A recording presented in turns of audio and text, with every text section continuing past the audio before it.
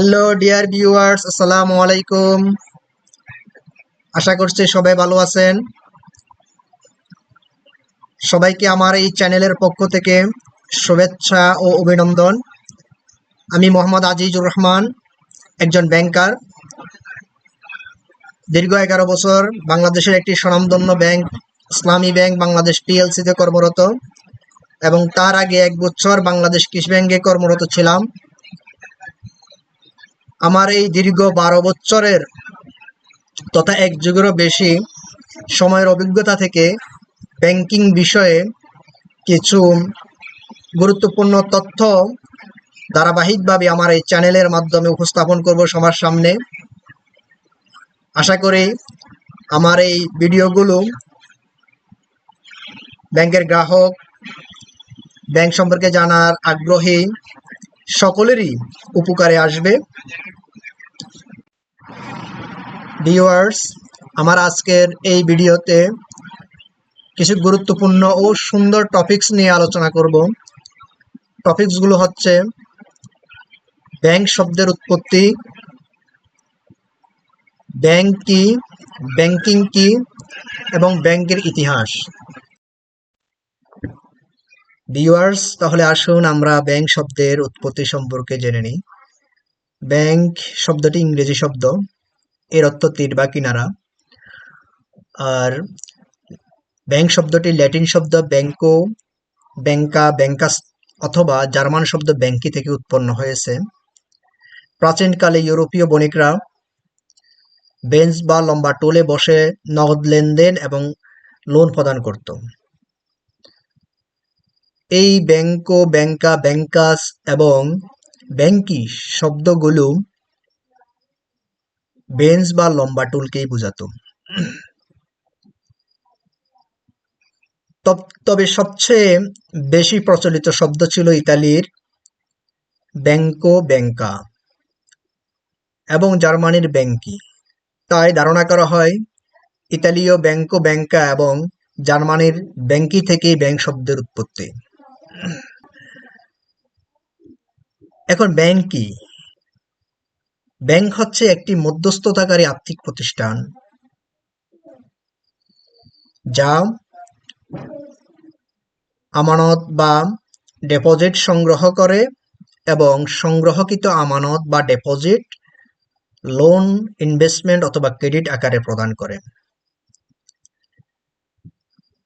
তবে 1881 সালের হস্তান্তরযোগ্য দলিল আইন অনুযায়ী ব্যাংক হলো এমন একটি ব্যবসায়িক প্রতিষ্ঠান যা ব্যক্তি, কর্পোরেশন এবং কোম্পানিকে বোঝায়।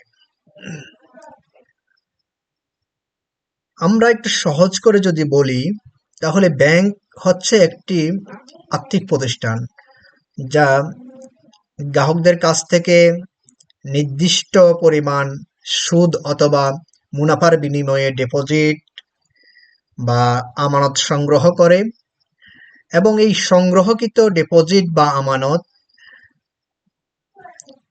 যেই রেট বা যে হারে আমানত সংগ্রহ করে তার চেয়ে অধিক হারে লোন, ক্রেডিট অথবা ইনভেস্টমেন্ট হিসাবে প্রদান করে। তাহলে আমরা ব্যাংক কাকে বলে এই বিষয়টি সম্পর্কে ধারণা পেলাম। এখন ব্যাংকিংটা কি? তাহলে ব্যাংকে যে কাজগুলো করা হয়, গ্রাহকদেরকে সেবা প্রদানের জন্য একজন ব্যাংকার যে কাজগুলো করেন, মূলত ওই কাজগুলোর সমষ্টি হচ্ছে ব্যাংকিং। তাহলে ব্যাংকের উৎপত্তি, ব্যাংকিং কি, এই বিষয়গুলো আপনাদের সামনে ক্লিয়ার করলাম। তো ডিয়ার ভিউয়ার্স, আমরা এ পর্যন্ত অনেকগুলো বিষয় সম্পর্কে জানলাম। তবে এখন আমাদেরকে অবশ্যই ব্যাংকের ক্রমবিকাশ সম্পর্কে জানা দরকার, কারণ এর ইতিহাস যদি জানা না থাকে তাহলে আমাদের জানাটা অপূর্ণ থেকে যাবে। খ্রিস্টপূর্ব 5000 অব্দ থেকে খ্রিস্টপূর্ব 100 অব্দের মধ্যে ব্যাংকিং ব্যবস্থা ওইভাবে প্রাতিষ্ঠানিক রূপ পায়নি। তবে সিন্ধু সভ্যতায় গ্রিস, রোম, মিশরে মুদ্রার প্রচলন, আমানত সংরক্ষণ, ঋণ দান ও বৈদেশিক বিনিময় প্রচলন ছিল। ব্যাবিলনীয় সভ্যতায় উপাসনালয়গুলো ব্যাংকিং এর আদলে ব্যবসা বাণিজ্য করত। রোমান সভ্যতায় ঋণ দিয়ে থাকতো ব্যাংকিং এর আদলে। তবে খ্রিস্টপূর্ব 600 অব্দে প্রাচীন চীনে ব্যাংক অফ শান্তি প্রতিষ্ঠার মাধ্যমে ব্যাংকের প্রাতিষ্ঠানিক রূপ পায়। এরপর মূলত আধুনিক ব্যাংকিং ব্যবস্থা শুরু হয়েছিল ইতালির রেনেসান্সের সময়ে। তবে তার আগেও কিছু ব্যাংক প্রতিষ্ঠা হয়েছিল। তার মধ্যে উল্লেখযোগ্য হচ্ছে ইতালির সরকারের প্রচেষ্টায় 1157 সালে প্রতিষ্ঠিত ব্যাংক অফ ভেনিস এবং জেনেভার বণিকদের যৌথ প্রযোজনায় 1178 সালে প্রতিষ্ঠিত ব্যাংক অফ সান জর্জিও। এরপরে ইতালির সময়ে মূলত আধুনিক ব্যাংকিং ব্যবস্থার গোড়াপত্তন হয়।